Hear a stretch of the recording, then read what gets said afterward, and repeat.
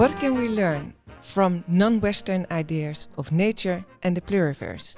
In this episode, we spoke to Cristina Inoue, working at the Department of Environmental Government and Politics at the Radboud University, Nijmegen.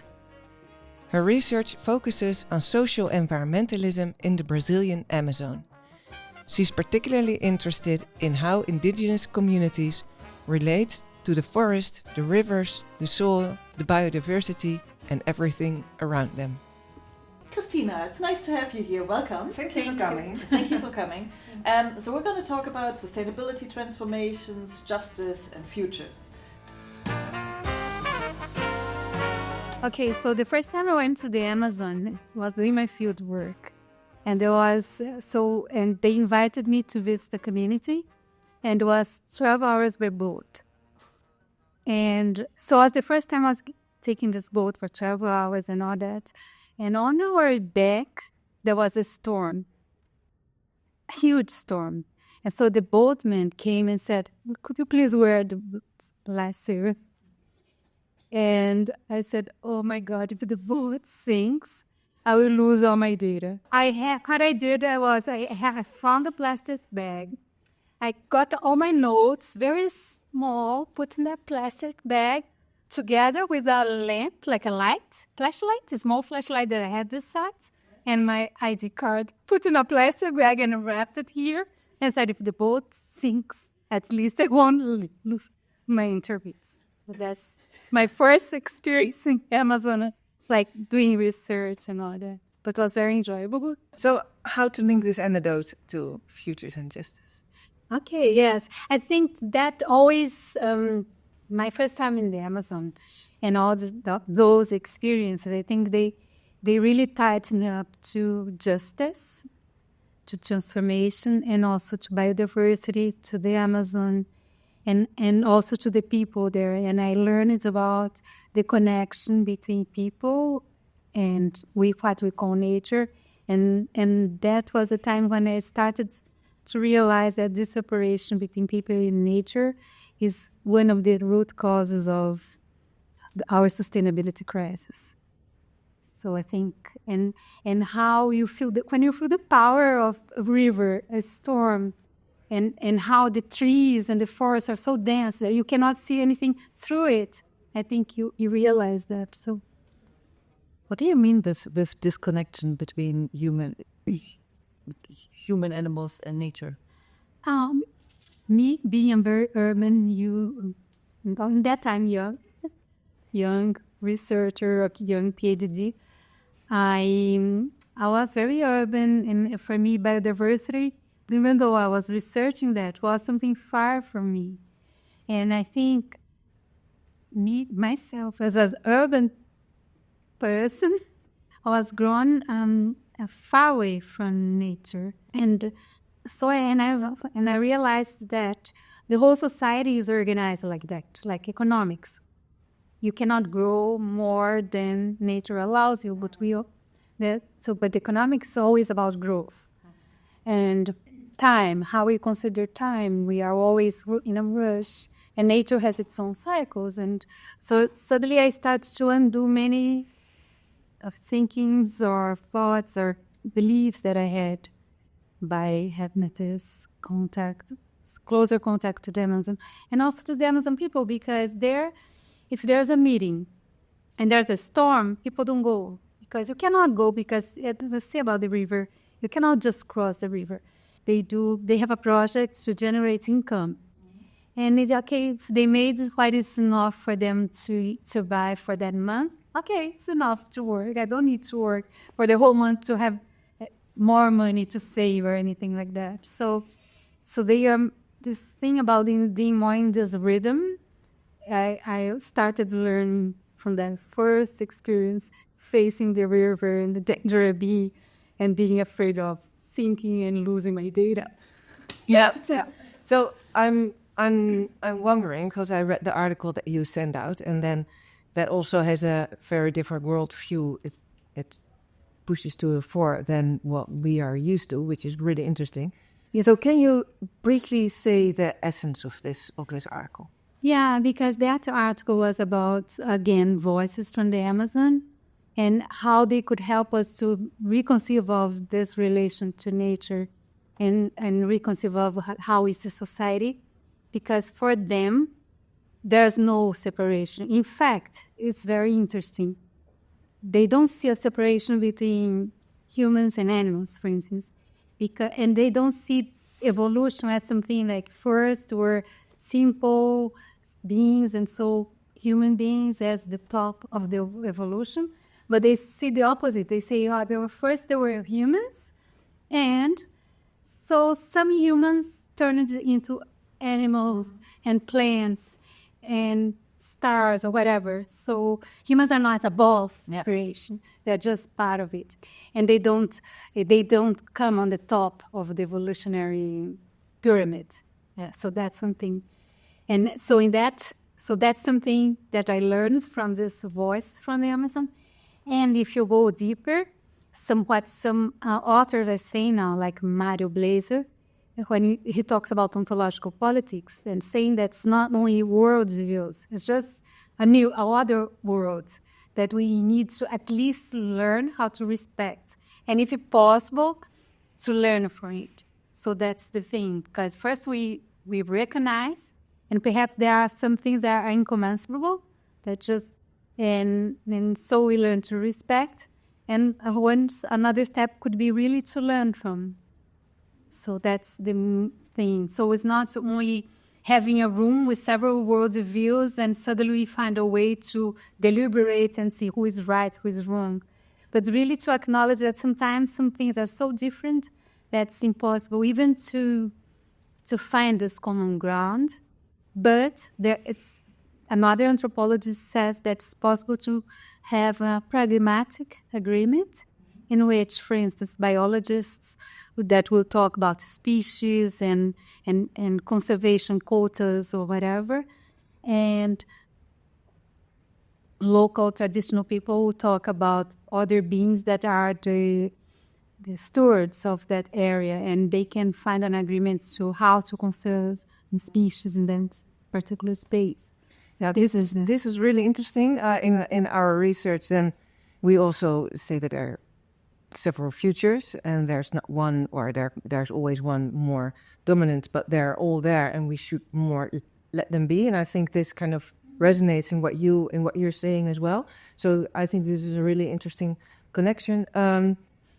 If you do research on this pluriverse, how do you do this? Yeah, I'm learning. Yeah, so how do I'm learning because I think firstly it's impossible to do it by myself.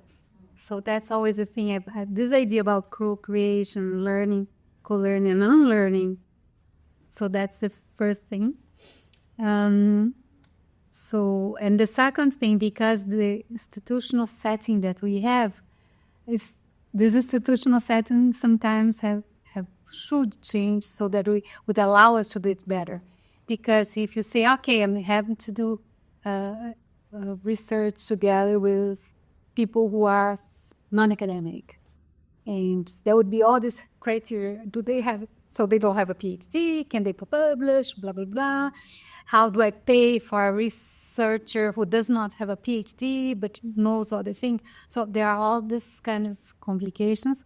We're learning to navigate in that. And I must confess that I have some glimpses, but I don't have a recipe. I think it's just to start, at least firstly, to recognize, and so start seeing that I must change, like also from the design of the research. Like we're trying to write a new research project in which we would already start with partnerships and consider the people partners instead of research objects, things like that. But I can give an example how challenging it can be because one of the partners is an indigenous woman, and we had this meeting. She was invited, and her house was attacked because she is also a leader in her community, in the city where she lives in a city, in fact. And because of that, and because of her work in the opposition, so her house was attacked. And how me as a researcher say, okay, she's our partner, and what should I do because she cannot be here because her whole family was under threat. So it's a create this situation that sometimes we as researchers don't know how to deal with. I understand that, and that's good to hear. Like, it's a whole different research approach. Yeah. You cannot do it in the setting as we're used to. So you make them partners rather than research object or stakeholders or whatever. And I understand it's not a choice of words, but there's really a different philosophy behind it. So this is interesting. And then, how do you still do justice to all these different? Yes, that's the thing, because you have to start from justice and also equity, and that made us think, because how can we consider our partner with equity or justice if the partner is in such a vulnerable kind of situation, which her life is under threat? It's so. And we didn't solve the situation. We couldn't really say, so what we do is just say, okay, we are going to wait until things are more normal and see how we can restart the partnership and the dialogue in a way that's respectful of and acknowledging that situation that's much beyond what we can do.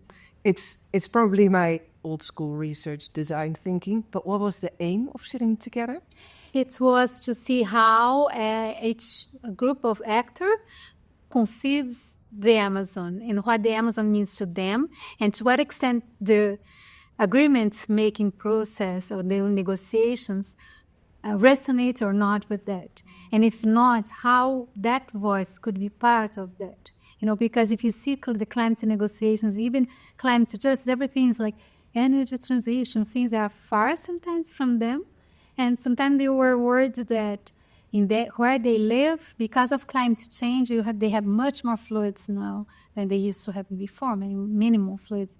Or they want that some people live in some islands, and they don't want the islands to be paved, so that you have space for the water to infiltrate. Now there's a movement in Brazil called People Hit by Green Energy. So, like windmills being built in their territories, that means they become unlivable because the noise, all the impact, and so things like that also. And I think what's interesting is with the windmills, for example, we have these discussions there are the same discussions in Europe as well, about communities being not agreeing with windmills and having conflict against it. With their territories, yes. Yeah, and I think in Brazil, I can imagine that they are slightly different when it comes to indigenous people, and that a different dimension to these conflicts, right? Yes, because they are much more attached to their territories. It's not only, mainly what's happening in Brazil is being with traditional communities, quilombola communities. That quilombolas are the ones who are descendants from slaves in Brazil that got their, sometimes they have collective land titling for where they live. And they really depend on integrity of that space. And if you put a windmill there, it's the noise. And so I heard some interviews, and you listen to, behind it. And so, as I say, it's unlivable, is how they say. I'm still sitting on this pluriverse, right? Yes. And I think it's really cool. So, if I'm right, you just said you have partners in the project, but there's an aim.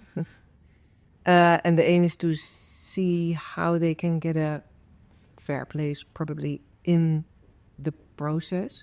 But then isn't it still that you want to try to fit their world into ours, or the most dominant world that there is at the moment? Yeah, I think that would be unfair, but I think many people think like that it's just like a checkbox, and if you have everybody there, you can fit everybody in the negotiations still in the same. I think the first steps after acknowledging there are so many worlds is that what should change in this whole process in a way that you can make more space for that. for instance, seeing other ways to organize economics. And that has resonated with the growth, for instance. Yes. Yeah, because I think there is interest with our colleagues as well to acknowledge this. But the question for them is then really how. I remember one of them sitting here and saying, yeah, but at a certain time, something must happen. They must make a decision. We have to build something. So then, and then for them, that's a problem then, or then it's a struggle. How then, if you acknowledge this all, then what? So I was hoping that you have an answer.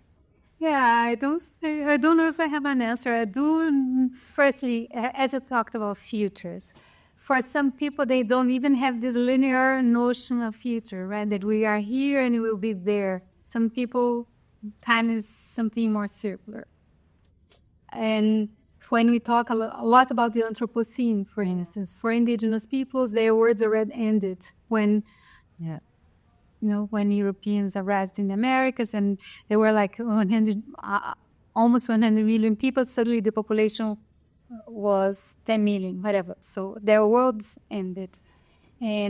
But what archaeology has been showing, some things that we've been reading about the Amazon, is that there were types of societies or civilizations, I would call, that were more organized themselves more organically. That was the word they used, and was with the forest. The Yanomami, when you die, they burn everything down because say, okay, you don't need things to remain. These ideas that we have, as far as understood, so there were societies that were less attached to things. And therefore, their ways to build houses, to be there, were different. And that's why they didn't, even though they lived for thousands of years in forests, they didn't destroy it. And that's not because they are primitive or what. It's just because they saw everything in a different way. So perhaps it's possible to learn a little bit from that.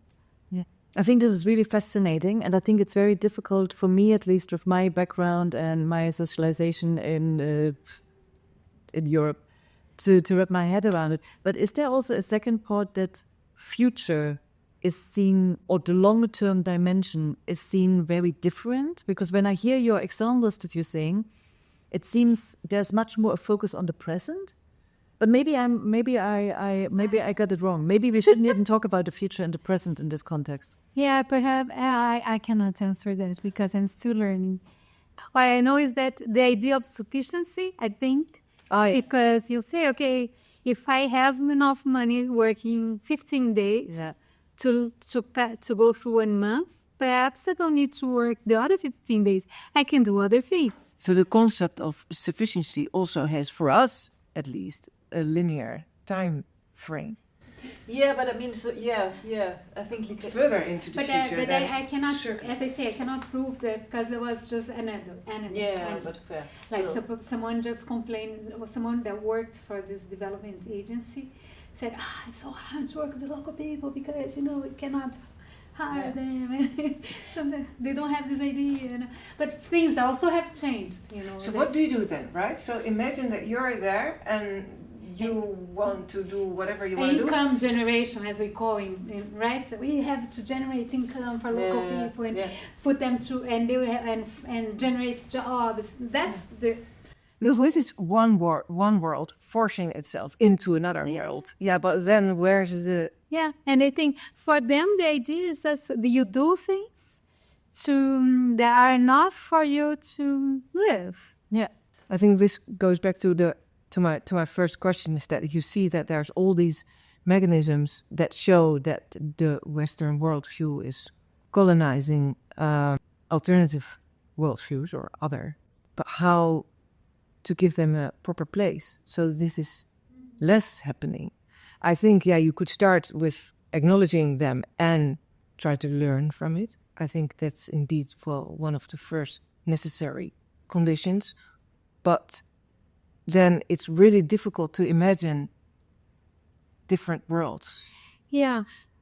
Well, what I also try to see or think about and more is that also people are resisting. So you do see that organizations, like communities, organize themselves and try to resist.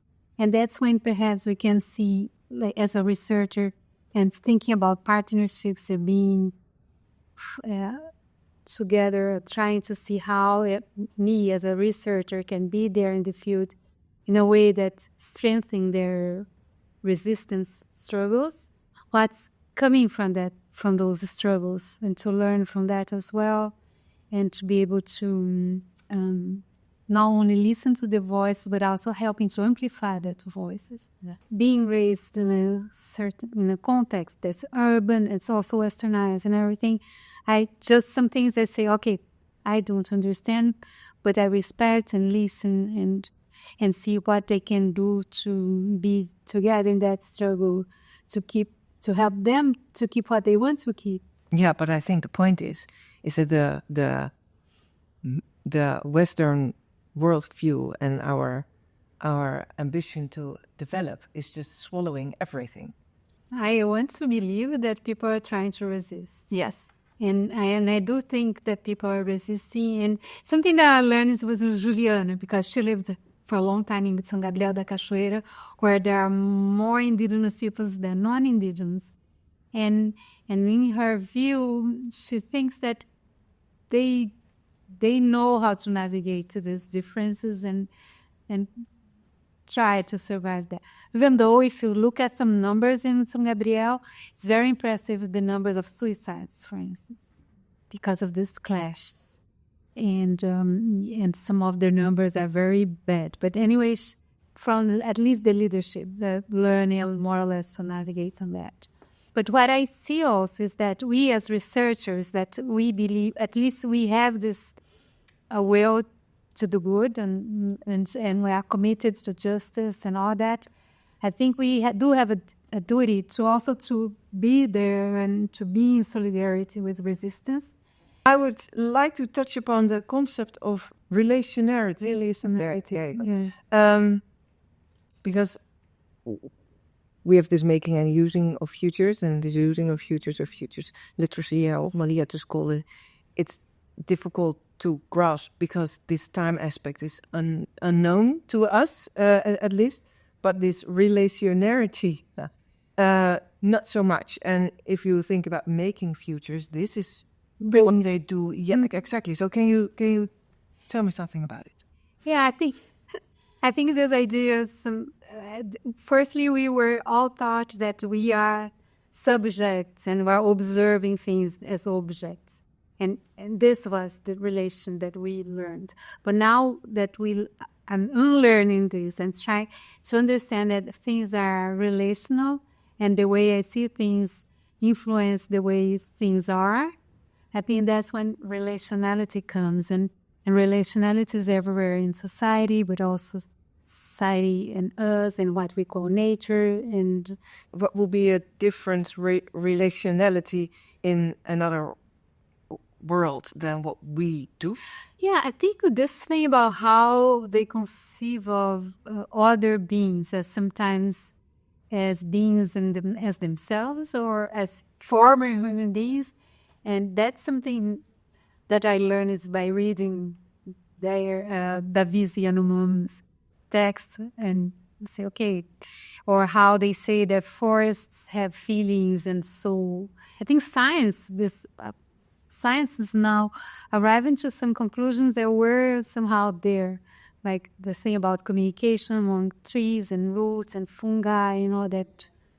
And even I was reading about a theory of evolution, one chapter of a book that by a biologist, and in it he was telling about history of evolution. And history of evolution we learn that's always from the simple to the complex. And he said that perhaps we should learn that the complexity of evolution, because sometimes evolution means going from the complex to the simple. And that's what they are showing now about some, I forgot the species, that they just showed that some species, they became simpler to be able to survive. And was like a sponge, I think. So they show the pictures. And, yeah. that will mean that sometimes can be to be able to adapt, to evolve, to survive. Maybe you can have to become simpler, not more complex. One thing, and then I'll stop for now. Relationality and justice. Is there a connection there you thought about? Because we kind of tend to operationalize justice and procedural justice and distributive justice, etc., epistemic justice, if you like. But if you work on the concept of relationality, what do you say about justice then? Let me think, because that's something that's a very good question, but I don't think I can. What I think about it is that how we think of procedural justice, right? That we have certain numbers of people that should be in the room and speak and be there, and that's procedural justice. But in this more relational world in which everyone is subject, perhaps we have to increase the number of voices. And if the example that I have would be the so-called prior informed consent, and in Brazil there are indigenous protocols for prior informed consent. And they all have these different protocols telling justice that if you want to really have our consent to build a dam here, this procedure should change. And they list, so, okay, you have to be in our community, drink our water, eat our food. You have to be here for 5 days, not just an hour. You know how you have this consultation process. You put everybody in a house for 2 hours, and that's the consultation process.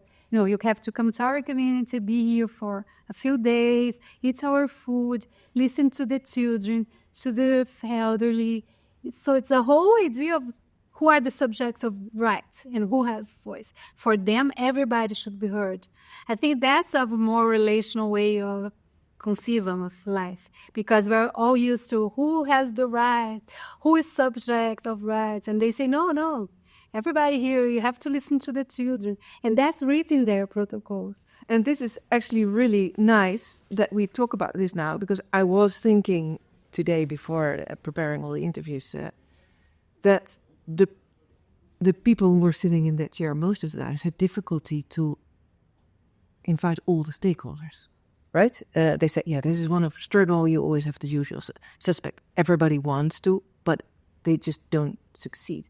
And I was thinking on this, and then what we do in our research is we go to the narratives, and we take it from the narratives, and then you take it from the perspective of the other, because it's their story, it's their narrative you relate to. And I think this fits actually very well with this relationality aspect linking to justice that you also explain.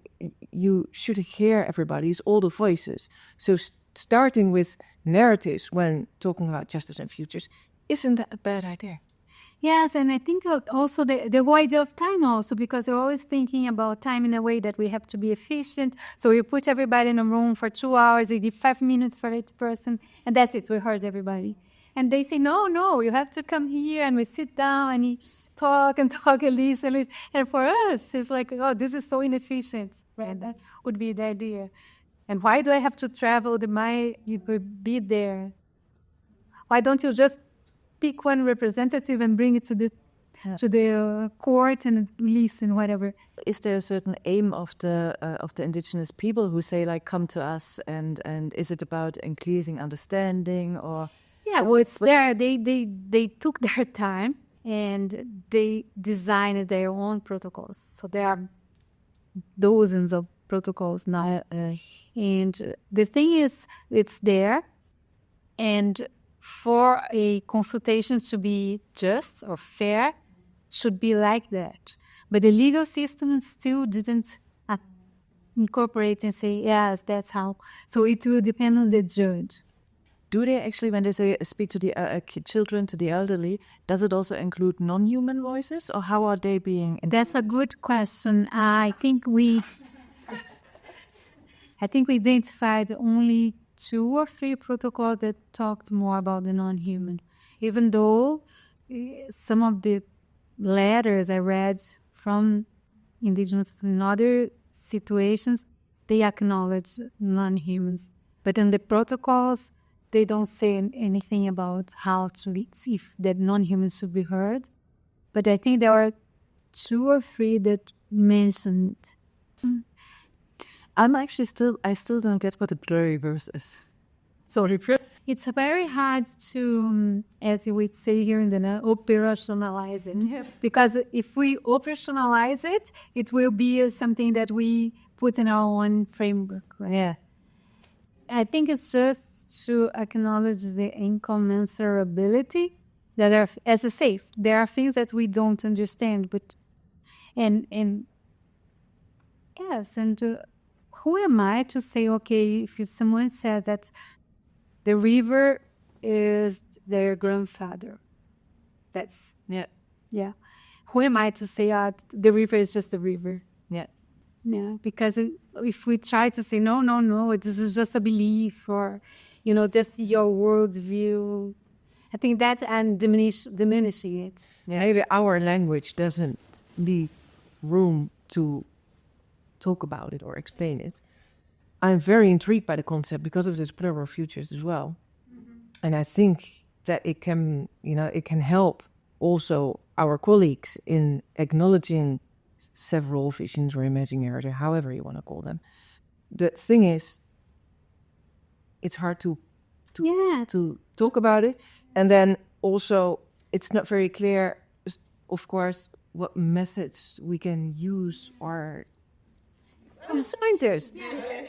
But I think when you talk about narratives or stories, but if we use different words that do not diminish it, because when we say, as I was taught, okay, for some people rivers are their relatives, right? And we always would try to diminish it and say that they're myth or their mythology, their imaginary things, as it was not.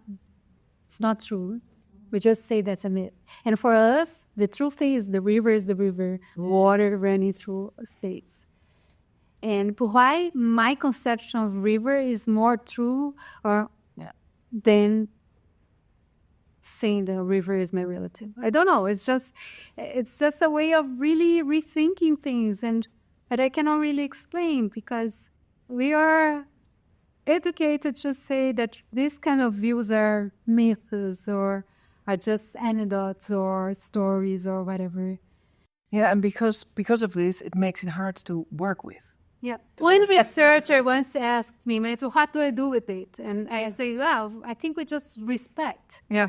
And how do I talk about it? Which I think we have to talk about respect. And the whole idea of rights of nature, and there's this tribunal of the rights of nature, whatever. And it's kind of working. And even though there were some questions about can we incorporate some very different worlds into an idea of a tribunal of the rights of nature and all that, there are questions, there are tensions, but at least we can recognize as an attempt to think of things differently by giving rights to nature, just to think how do we listen to the non-human. So these questions are coming. At least I think they could be seen starting points. Yeah, perhaps. That's a nice positive note. That's a good one. That's a good one. Yeah. How did you like it? Thanks for being here. Sorry, is there anything you wanna? We forgot to talk about? No, thank you so much for the so bright questions. They're so thought of. Yeah. But do you have any last thoughts or reflections on futures and justice and the pluriverse and relationality? Anything new insights that came, or anything else that you wanna talk about? I think. Well, I'm going to speak, right? We talk a lot, but perhaps we need to listen more. And so I don't have many more words. Then we have to perhaps learn more how to listen and to value more listening than talking, even though I talked so much. No, but it's a good point. That's good. Yeah, and I think it's more easy to say than actually to do. Yeah. Thank you. Yes. We're done. We're done, yeah. So thanks. It's a really new perspective to the Yeah. whole thing, which is Yeah. nice, which is enlightening. Yeah. Yeah. Yeah.